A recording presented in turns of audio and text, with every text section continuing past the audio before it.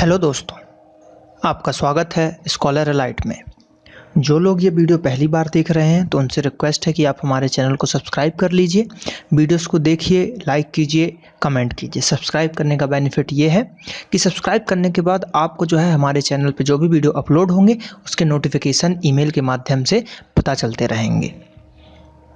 तो आज जो मैं ये कंटेंट आपके सामने लाया हूँ, ये वीडियो लाया हूँ, इसमें मैं एमपी पुलिस का जो कांस्टेबल की वैकेंसी आई हुई है, कांस्टेबल एएसआई और आपका हेड कांस्टेबल, उनके में जो जीके और साइंस के क्वेश्चन आते हैं, तो जो प्रीवियस ईयर क्वेश्चन है वो और कुछ नए क्वेश्चन हैं वो मैंने इसमें ऐड किए हैं और आप लोगों के लिए एक तरीके का टेस्ट सीरीज लाया है। तो मैं ब्रजेश सिंह आप लोगों को एमपी पुलिस कांस्टेबल का जीके प्लस साइंस का क्विज आपको बताऊंगा इस वीडियो में, और ऐसे कई वीडियो आपके सामने मैं लाऊंगा एग्जाम से पहले। तो आप इन वीडियोस को ज़्यादा से ज़्यादा देख लीजिए, क्योंकि व्यापम का जो एग्ज़ाम होने वाला है वो कुछ भी एग्ज़ाम में पूछ रहा है आजकल, जैसा कि अभी व्यापम का पैटर्न चल रहा है। तो प्रीवियस ईयर करना हमको बहुत ज़रूरी है, क्योंकि अगर हम प्रीवियस ईयर के क्वेश्चन करेंगे तो हमको उससे बहुत बेनिफिट मिलेगा, किस टाइप के क्वेश्चन पूछे जा रहे हैं और क्या हमको पढ़ना है। तो जीके और साइंस, देखिए जीके जो है जनरल नॉलेज, उसके अंतर्गत सब चीज़ें आ जाएंगी, आपका इतिहास, भूगोल, कंप्यूटर, हर चीज़ उसमें इंक्लूड है। और प्लस साइंस में आपका बायो, फिजिक्स, केमिस्ट्री, इसके जो क्वेश्चन आए हुए हैं प्रीवियस ईयर और जो नए कुछ क्वेश्चंस मैंने डाले हैं वो आपको इस वीडियो में बताऊंगा। तो चलिए हम स्टार्ट करते हैं। सबसे पहला क्वेश्चन देखते हैं यहाँ पे क्या बोला जा रहा है। पहला क्वेश्चन है यहाँ पे कि हड़प्पा, जो हड़प्पा है आपका, हड़प्पा का यह नाम जो है किसने दिया। तो हड़प्पा का यह नाम किसने दिया, तो यहाँ पे जो इसका आंसर हो जाएगा जॉन मार्शल। यहाँ पे क्या हो जाएगा इसका आंसर, इसका आंसर हो जाएगा जॉन मार्शल। ठीक, तो यहाँ पे इसका आंसर हो जाएगा आपका जॉन मार्शल। अब देखिए इसके पीछे की थोड़ी सी वजह बताता हूँ आपको। जॉन मार्शल ने इसका नाम दिया था, देखिए क्वेश्चन यहाँ पे पूछ रहा है, कुछ लोग सीधे लगा देंगे दयाराम साहनी। तो दयाराम साहनी ने 1921 में इसे खोजा था। क्या किया था, 1921 में इसे खोजा था, ना कि नाम दिया था। तो नाम दिया है जॉन मार्शल ने और खोजा था दयाराम साहनी ने। तो क्वेश्चन पे ध्यान दीजिएगा कि क्वेश्चन कैसा पूछ रहा है।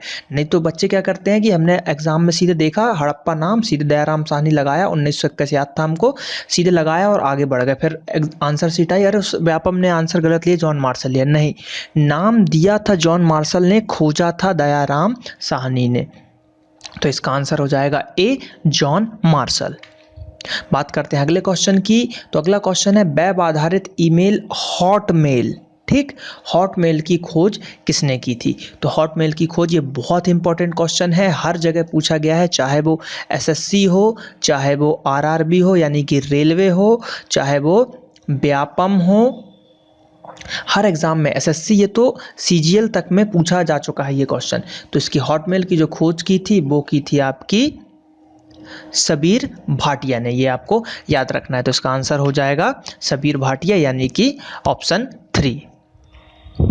बात करते हैं अगले क्वेश्चन की। तो यहाँ पे बोला जा रहा है कि राष्ट्रीय जल संसाधन परिषद के अध्यक्ष, ठीक, कौन होते हैं, यानी कि हु इज द चेयरमैन, ठीक, of national water resource council.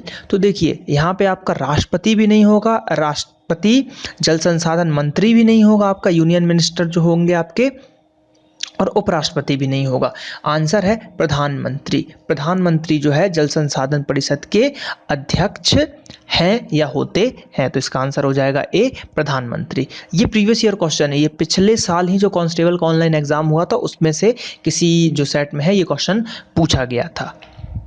बात करते हैं तेलंगाना। तेलंगाना की राजधानी क्या है। तो तेलंगाना की राजधानी आप लोगों को पता होगी, Hyderabad is the right answer. Telangana की राजधानी हैदराबाद।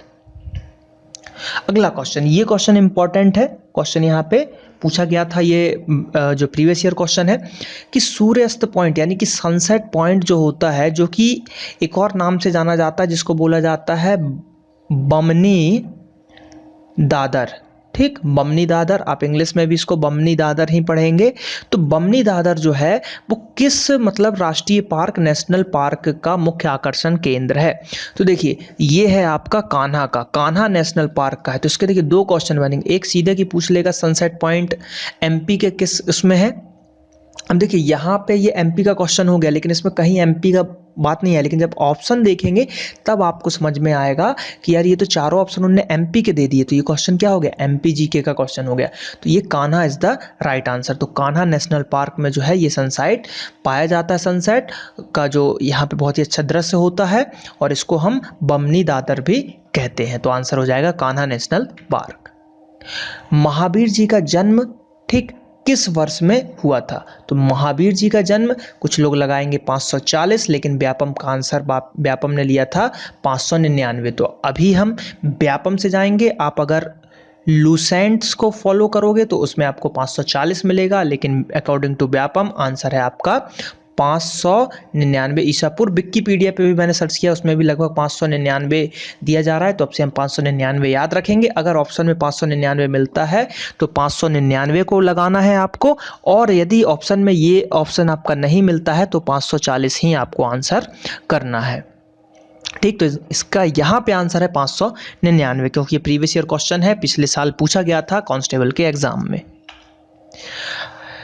ये फिजिक्स का एक क्वेश्चन है। यहाँ पे क्या पूछा जा रहा है देखते हैं। एक परिपथ में अत्यधिक धारा का कारण क्या होता है? कि जब ज़्यादा करंट आ जाती है सर्किट के अंदर तो उसका कारण क्या होता है? पहला ऑप्शन क्या बोला जा रहा है, विगलन के टूट फूट के कारण तारों को प्रत्यक्ष रूप से छूना, यानी कि पूछा जा रहा है कि direct touching of wire due to wear and tear insulation. यानी कि देखिए अब कैसे बताऊं, जैसे ये वायर कुछ ऐसी ऐसी वायर रहती है ना मिली जुली, उसके ऊपर एक ब्लैक कलर का खोल होता है, उसको बोलते हैं हम क्या, इंसुलेशन चढ़ाया जाता है। तो अब कहीं से वो कट गया दोनों के और बीच में टच हो गया, तो टच होगा तो दो तार कभी भी अगर टच होंगे तो वहाँ पे हीट उत्पन्न होगा और ज़्यादा ऊष्मा होगी। एक रीजन ये दिया हुआ है जो पहला वाला रीजन है, ये भी सही है। दूसरा क्वेश्चन, दूसरा पॉइंट देखते हैं। एक ही गर्तिका से कई उपकरण को जोड़ दे, यानी कि connecting many devices to single socket. अब एक ही सॉकेट है, एक तार है, लोड है मान लो उसका 500, आपने इसमें एक प्रेस भी जोड़ दिया, ठीक, उसके बाद एक मोटर भी चला दिया, कंप्यूटर भी जोड़ दिया, तो ये दोनों ही तार में इतना ज़्यादा लोड हो गया कि 1000 के पार जाने लगा, तो ये तार हीट करने लगेगा।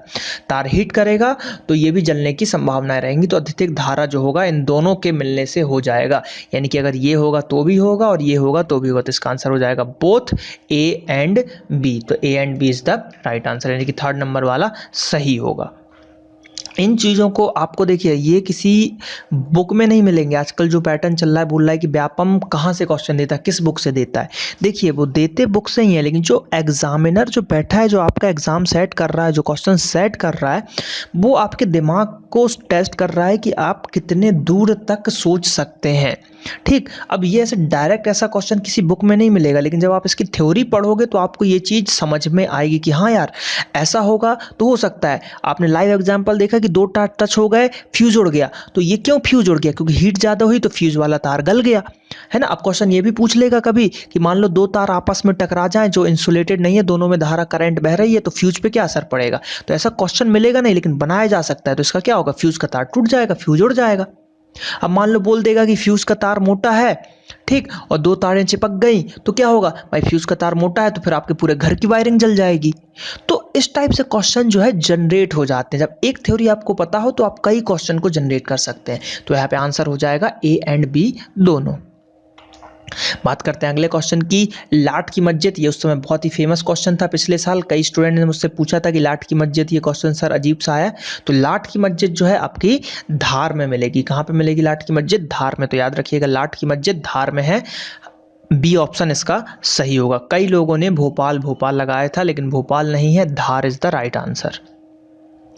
बात करते हैं अगला क्वेश्चन, पाचन तंत्र से है। अगर आपने हमारा पाचन तंत्र का वीडियो देखा होगा तो ये क्वेश्चन आप तुरंत सॉल्व कर लोगे, लेकिन मैं यहाँ पे आपको बता देता हूँ। पाचन तंत्र का वो कौन सा भाग है जो बिना पचे खाद्य पदार्थ से जल और कुछ लवण के अवशोषण में सहायता करता है? यहाँ पे उसने बिना पचे जोड़ के बच्चों को कंफ्यूज कर दिया व्यापम ने। सीधा सिंपल क्वेश्चन था कि हमारे शरीर में या पाचन तंत्र में कौन सा ऐसा भाग है जो जल का अवशोषण करता है या जल का लवण को अवशोषण कर लेता है। एकदम सिंपल सा क्वेश्चन था। अगर ऐसा क्वेश्चन आता सब लोग सीध लगा देते, बढ़िया।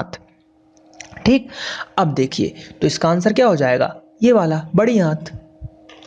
बिल्कुल सिंपल क्वेश्चन है। तो ये एक दो वर्ड के कारण जो है व्यापम कंफ्यूज कर रहा है, इनसे हमको कोई मतलब नहीं लेना है। ठीक, तो इसका आंसर हो जाएगा बृहदान्त्र। ठीक, बात करते हैं अगले क्वेश्चन की। तो ये पोलियो के उन्मूलन में भारत सरकार द्वारा की गई पहल का नाम क्या था? तो एक ये पहल या एक योजना का नाम भी पूछा गया है, तो इसका आंसर हो जाएगा, अब ये चीज़ें आपको याद ही करनी पड़ेंगी। इसका आंसर है पल्स पोलियो प्रतिरक्षण कार्यक्रम is the right answer. Pulse polio प्रतिरक्षण, देखिए पल्स पोलियो वो आता ही, अगर टीवी में ऐड देखा होगा कि पोलियो की 2 बूंद, तो उसमें पल्स पोलियो बोला जाता था, तो पल्स पोलियो प्रतिरक्षण कार्यक्रम चलाया गया था, तो इसका आंसर हो जाएगा सी। नलियों का जाल ट्रैकिया कहलाता है, यह किसका श्वसन अंग है? ठीक, networks of tube called trachea are the respiratory organs of, ये किसका जो है रेस्पायरी ऑर्गन है जो कि नलियों का जाल कहा जाता है? तो देखिए इसका आंसर अर्थवॉर्म नहीं होगा, मछली भी नहीं होगा, और ये भी नहीं है, इसका आंसर है कीट यानी कि इंसेक्ट्स। ये सब चीज़ें आपको याद रखनी पड़ेंगी। जैसे कि अभी करंट में व्यापम का क्वेश्चन चल रहा है, तो एक क्वेश्चन पूछा गया था कि अभी एक क्वेश्चन पूछा गया था, बहुत ही चल रहा है ट्रेंड में, कि कॉकरोच का एक कोई क्वेश्चन पूछा था, बच्चों ने मेरे से पूछा है आंसर, कि शायद कॉकरोच का शरीर का संरचना कैसा होता है, कुछ इस टाइप से क्वेश्चन पूछे गए थे। तो ये आप लूसेंट में देख सकते हैं, लूसेंट में कॉकरोच के बारे में दिया हुआ है। तो कॉकरोच के ऊपर आजकल क्वेश्चन पूछे जाते हैं, क्योंकि वो एक ऐसा जीव है, एक ऐसा कीड़ा जिसके ऊपर जो परमाणु बम के हमले से भी बच सकता है, उसमें भी उसकी मृत्यु नहीं होगी कॉकरोच में, ये फैक्ट भी है उसका। कॉकरोच का ब्लड पूछा जाता है, तो उसका ब्लड होता है वाइट कलर का। ठीक, तो इस टाइप के क्वेश्चन बन रहा है, यही तो उटपटांग क्वेश्चन है। व्यापम जो दे रहा है कुछ हटके करने की कोशिश कर रहा है, तो आपको भी कुछ हटके स्टडी करना पड़ेगा। तो ये सब चीज़ें आपको लूसेंट में ही दी हुई हैं, ज़्यादा बाहर नहीं जाना है, कुछ चीज़ें लूसेंट में ही दी हैं और कुछ क्वेश्चन अलग से आ रहे हैं, तो उनको आपको याद करना है। सबसे अच्छा है प्रीवियस ईयर को सॉल्व कीजिए, तो मैं आपको प्रीवियस ईयर जी के सॉल्व करवा रहा हूँ, मैथ्स रीजनिंग आप खुद से कीजिए, और अगर हो सकेगा तो मैं मैथ्स रीजनिंग भी आप लोगों के सामने लाऊंगा। चलिए, तो इसका आंसर हो गया कीट। अगला क्वेश्चन, कौन सा अम्ल प्रोटीन अणु का निर्माण करता है? सीधे क्वेश्चन है कि प्रोटीन जो है किससे मिलके बने होते हैं, सिंपल क्वेश्चन है। प्रोटीन किससे मिलके बने होते हैं? तो आपको पता होगा कि प्रोटीन जो है अमीनो एसिड से मिलके बने होते हैं। 20 टाइप्स के जो है एमिनो एसिड, उससे जो है आपके प्रोटीन मिलके बने होते हैं, तो इसका आंसर हो जाएगा एमिनो एसिड। बात करते हैं क्वेश्चन की अगला, कि जब हम अपने दाएं हाथ के उंगली को अपनी बाईं कलाई के अंदर की तरफ रखते हैं, तब हम धमक गतिविधियों को महसूस करते हैं, जिसे नाड़ी कहते हैं। इसका कारण क्या है? इतना बड़ा क्वेश्चन कर दिया। क्वेश्चन था सिंपल कि हमारी नाड़ी में को छूने पे हमको ये धमकने की आवाज़ क्यों महसूस होती है, नाड़ी ऊपर नीचे क्यों करती है, सिंपल सा क्वेश्चन है। ठीक, अब ऑप्शन देखिए, ये सिराओं में रक्त प्रवाह के कारण है क्या, ये हृदय के स्पंदन के कारण है क्या? तो ये तो एकदम गलत हो गया भाई, कि भाई हृदय जो है, अब हृदय है आपका, तो हृदय के धड़कने से हृदय हिलेगा ना, सिराएं आपकी क्यों हिलेंगी, मतलब आपका जो नाड़ी है, नाड़ी क्यों हिलेंगी? अगला क्वेश्चन, ये धमनियों में रक्त प्रवाह के कारण होता है, तो बिल्कुल सही आंसर है। जो आपकी वेन्स होती हैं, ब्लड की आर्टरीज होती हैं, तो आर्टरीज में जो ब्लड जाता है उसके कारण जो है आपकी नाड़ी धड़कती है, तो इसका आंसर हो जाएगा सी। चलिए बात करते हैं कि एक इलेक्ट्रिक सर्किट है, एक विद्युत परिपथ है, उसके घटक क्या क्या हो सकते हैं? तो एक कंडक्टिंग वायर, स्विच, बैटरी, या ये सभी तो बनी सी बात है। आप एक इलेक्ट्रिक सर्किट बनाते हो तो उसमें एक तार की भी जरूरत पड़ती है, स्विच भी होता है, बैटरी भी लगाओगे तो पावर दोगे उसको, तो एक सर्किट का निर्माण हो जाता है। जैसे ये देखिए प्लस माइनस हो गया, ये वायर हो गया, यहाँ पे आप इसको एक स्विच लगा सकते हो, इस टाइप से आप कई चीज़ें लगा सकते हो, तो इसको बोलते हैं हम आपका आंसर हो जाएगा इसका उपरोक्त सभी। तो जो कंपोनेंट है उसको एक विद्युत परिपथ के घटक के रूप में, इसको तीनों के रूप में बोले जाएंगे, तो इसका आंसर क्या हो जाएगा आपका उपरोक्त सभी।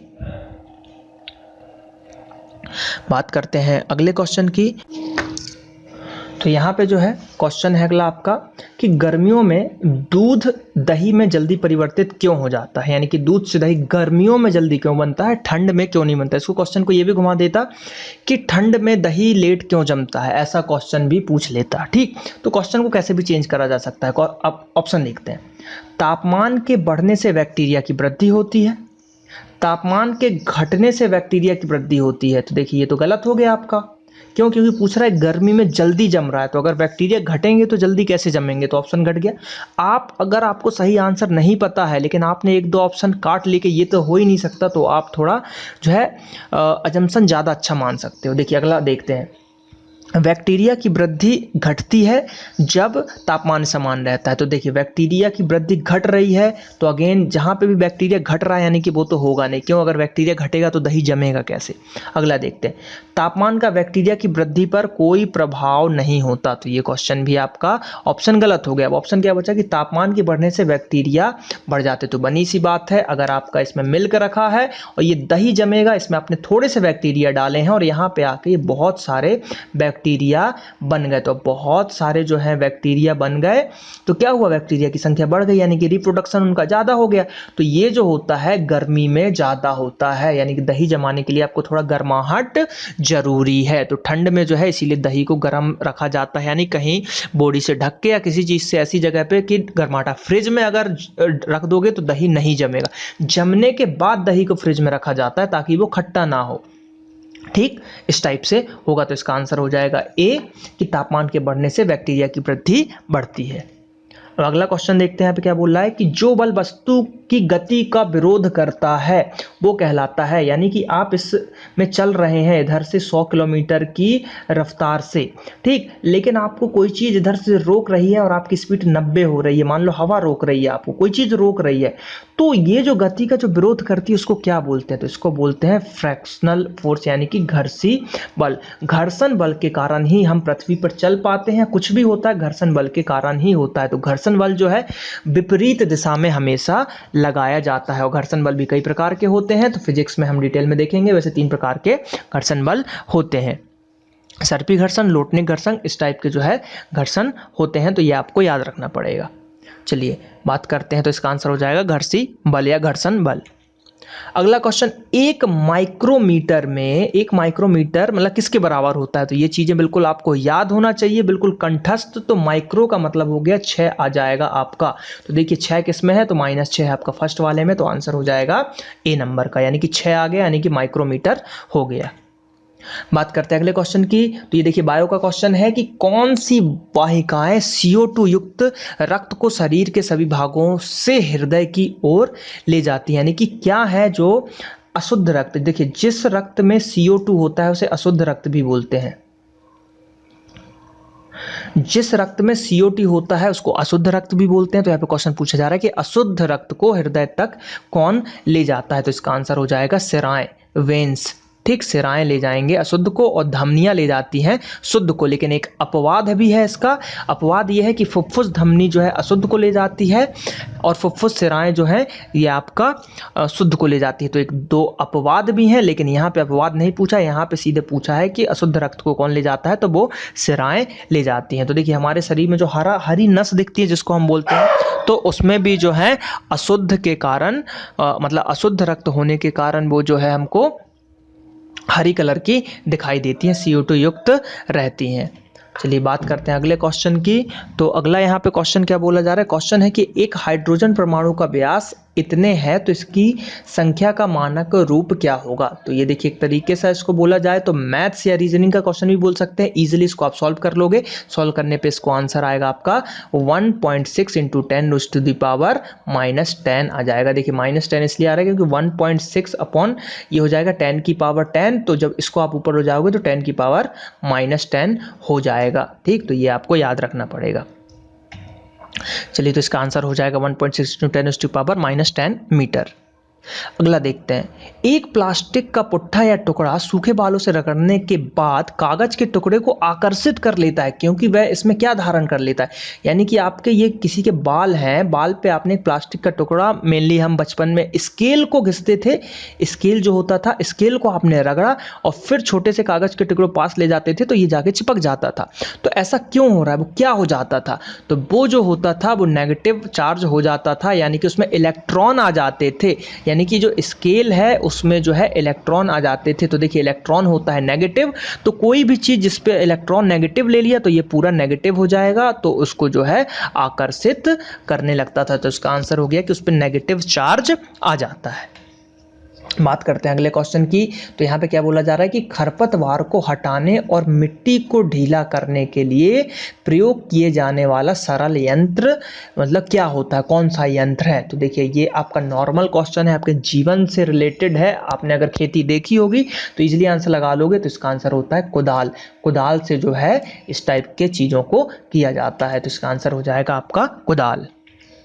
बात करते हैं अगले क्वेश्चन की। तो अगला क्वेश्चन यहाँ पे क्या बोला जा रहा है कि निम्नलिखित द्रवों में से कौन विद्युत का सर्वोत्तम चालक है, यानी कि इनमें से कौन सा द्रव का मिक्सचर जो है सर्वोत्तम चालक होगा, कौन सा लिक्विड। तो चीनी का विलयन, स्पिरिट या डिस्टिल वाटर या कास्टिक सोडा। तो इसका आंसर है कास्टिक सोडा, यानी कास्टिक सोडा का जो विलयन होगा, द्रव होगा, वो इलेक्ट्रिक का इनमें से सबसे अच्छा जो है कंडक्टर होगा। इनमें से पूछ रहा है, ठीक है, निम्नलिखित में से पूछा जा रहा है, इसलिए इसका आंसर होगा दाहक सोडा। अगला क्वेश्चन, भारत इनमें से एक को छोड़कर मतलब सभी का निर्यात करता है, यानी कि इनमें से क्या है जिसका भारत निर्माण करता है मतलब निर्यात करता है लेकिन एक चीज का नहीं करता। तांबा, मैग्नीज, खनिज तेल, कच्चा लोहा। तो देखिए इन सभी चीजों का जो है निर्यात करता है भारत तांबे को छोड़ के। तो इसका आंसर क्या हो जाएगा, तांबा यानी कि कॉपर। निम्नलिखित में से कौन सा सबसे पहले उच्च न्यायालय भारत में स्थापित हुआ था। तो देखिए उच्च न्यायालय की बात करते हैं, हाई कोर्ट की बात करते हैं, तो सबसे पहले 1773 का जो आपका रेगुलेटिंग एक्ट आया था उसके तहत बोला गया था कि भारत में जो है एक हाई कोर्ट की स्थापना की जाएगी। और 1774 में कलकत्ता में, ठीक, कोलकाता में इसकी जो है स्थापना भी कर दी गई थी। तो 74 में स्थापना हुई लेकिन एक्ट 73 में आया और 73 में बोला गया था। तो इसका आंसर हो जाएगा कलकत्ता हाई कोर्ट, ठीक, कलकत्ता हाई कोर्ट। डेट भी आप याद रखिए 73 और 74, ठीक, 73 से 74 के बीच में इसकी स्थापना की गई थी। भारत सरकार के मौजूदा मुख्य आर्थिक सलाहकार कौन है। तो मुख्य आर्थिक सलाह जो है अरविंद सुब्रमण्यम जी हैं। तो इसका आंसर हो जाएगा अरविंद सुब्रमण्यम जी, ठीक। अब भारत के देखिए एक महान्यायवादी जो हैं आपके मुकुल रोहतगी जो थे वो भी चेंज हो गए हैं। पहले कौन थे, मुकुल रोहतगी, ठीक। अब लेकिन इनकी जगह पे हो गए हैं के याद रखिएगा, के वेणुगोपाल। ये करंट के क्वेश्चन है, इनको भी आप याद रखिए। के वेणुगोपाल हो गए हैं महान्यायवादी, ठीक है, भारत के। तो ये आपको याद रखना पड़ेगा। तो चलिए अगला क्वेश्चन की तरफ बढ़ते हैं। यहाँ पे अगला क्वेश्चन पूछा जा रहा है कि इन कंपनियों में से जो कौन है जो भारी वाहनों के ढांचों को निर्माण करता है। टाटा मोटर्स, अशोक लीलैंड निर्माण नहीं करता है, ये गलती हो जाती है एग्जामों में, नहीं करता है पूछा है। Tata Motors, Ashok Leyland, Volvo. तो देखिए वॉल्वो की बस चलती है, अशोक लीलैंड के भी ट्रक चलते हैं, टाटा मोटर्स के भी ट्रक चलते हैं। लेकिन आपने कभी मारुति सुजुकी का ट्रक देखा है क्या। इसकी लग्जरी कारें आती हैं, ठीक है, स्विफ्ट डिज़ायर, इस टाइप की कारें आती हैं जो लग्जरी कारों के अंतर्गत आती हैं, या कार छोटे गाड़ियों में आती है। तो इसका आंसर हो जाएगा मारुति सुजुकी। अगला क्वेश्चन, सूर्य मंदिर कहाँ है। तो ये मुझे नहीं लगता बताने की जरूरत है। कोणार्क का सूर्य मंदिर बहुत ही फेमस है। तो इसका आंसर हो जाएगा कोणार्क का सूर्य मंदिर। कंप्यूटर का क्वेश्चन है यहाँ पे कि कौन सा प्रोग्राम है जो कंप्यूटर पर तब चलाया जाता है जब कंप्यूटर बूट होता है, यानी कि बूट के समय कौन सा प्रोग्राम लोड होता है। तो ऑपरेटिंग सिस्टम जो है बूटिंग के समय लोड किया जाता है। तो इसका आंसर हो जाएगा ऑपरेटिंग सिस्टम। अगला क्वेश्चन, कमांड जो स्क्रीन को साफ करने के लिए प्रयोग किया जाता है। अब देखिए यहाँ पे व्यापम ने थोड़ा सा गलत क्वेश्चन दिया, कमांड तो दिया लेकिन कौन सा, किसका कमांड, जावा का कमांड, डॉस का कमांड, किसका कमांड। तो यहाँ पे जो है इसको तो लाइनेक्स का कमांड, किसका कमांड वो पूछ रहा था। तो ये मेनली जो है डॉस ऑप्शन के हिसाब से डॉस का कमांड है, और स्क्रीन को क्लियर करने के लिए CLS कमांड का यूज़ किया जाता है। इसको आप यूज़ करोगे तो स्क्रीन आपकी क्लियर हो जाएगी। तो इसका आंसर है यहाँ पे CLS कमांड। चंबल नदी कहाँ से आरंभ होती है, ठीक है, चंबल जो है कहाँ से आरंभ होती है। तो चंबल होती है जाना पाव पहाड़ी मऊ, ठीक, जाना पाव मऊ, और मऊ कहाँ है, इंदौर में, इंदौर MP। तो ये जनपव पहाड़ियों से है तो इसको हम जाना पाव पहाड़ी पढ़ते हैं, जा ना पाव पहाड़ी ये ट्रिक है, क्योंकि जाना पाव से क्या होगा कि चंबल हमने डाकुओं के लिए फेमस सुना है कि चंबल की घाटी डाकुओं के लिए फेमस है। तो जाना पाव पहाड़ी, वहाँ पे आप जाना पाव, तो वहाँ से निकली है चंबल नदी। तो यहाँ पे ये क्वेश्चन समाप्त होते हैं आपका। ऐसे ही कई पार्ट मैं आपके सामने लाऊंगा, तो ज़्यादा से ज़्यादा वीडियोस को आप लाइक कीजिए, ठीक, और कमेंट कीजिए कि नेक्स्ट पार्ट आपको चाहिए कि नहीं। ज़्यादा से ज़्यादा वीडियोस को लाइक ज़रूर करिए, कमेंट भी कीजिए। और ये हमारा फेसबुक पेज है www.facebook.com/scholaralite, इसको भी आप लाइक कीजिए, और हमारा जो चैनल है इसको सब्सक्राइब जरूर कीजिए। यहाँ पे आप नेक्स्ट और प्रीवियस वीडियो की लिंक देख पा रहे होंगे, तो उसको भी आप वीडियोज़ को देखिए और ज़्यादा से ज़्यादा एग्ज़ामों को क्रैक कीजिए। चलिए मिलते हैं अगले पार्ट में। Thank you.